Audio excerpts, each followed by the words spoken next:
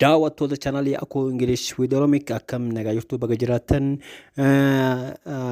amma booda yoo danda'ame guyyaa hunda viidiyoowwan garagaraa sagaleedhaan akkasumas immoo fotoodhaan isinii gadhiisuu karoora qaba. Kanaaf guyyaa hadhaa guyyaan kun guyyaa qidaame yookaan immoo guyyaa sanbata galgalaati. Barumsa hadhaa keessatti expressionii beekamaa maduree isaatiin most common American expression jedhee isin barsiisuu deema. Kanaaf guyyaatti expressionii kudhan kan hin caalu yookaan immoo 15 kan hin caalu isin barsiisuu deema.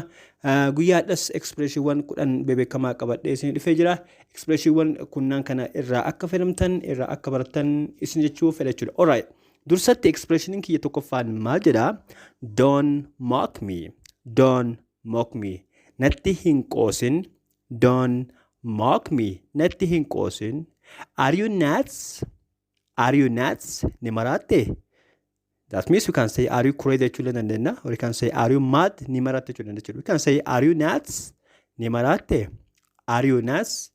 Nimarate. As far as I know, hangam beekutti.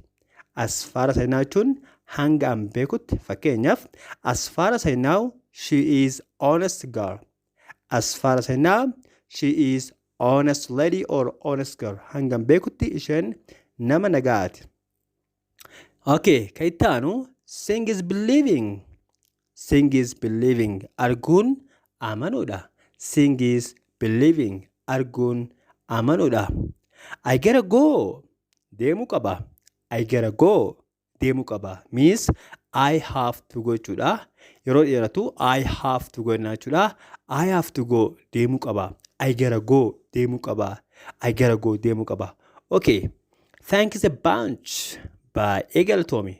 Thanks a bunch. Thanks a millions. Kalaawwan ittiin galatomi nu baay'ee jira. Keessaa tokko thanks a bunch. By Egalatomi. Thanks a millions. By Egalatomi. Thanks a thousand. Jechuun danda'ama jechuudha. So thanks a bunch. By Egalatomi. It's not a big deal.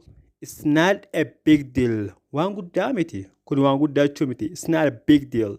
It's not a big deal. It's not a big deal. Waan guddaa miti. Waan guddaa miti. It's not a big deal. Don't waste my time. Yeroo kee irraa gubin.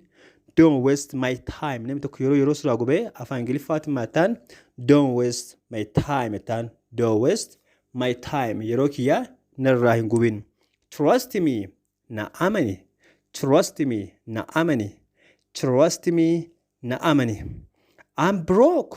Homaatuun qabu. I'm broke. Ani qullaadha. Namni yoo qarshii gaafatee qarshii keessaa hin qabne qarshii hin qabu jechuu yoo barbaadde you can say I'm broke. I'm broke. I'm out of money.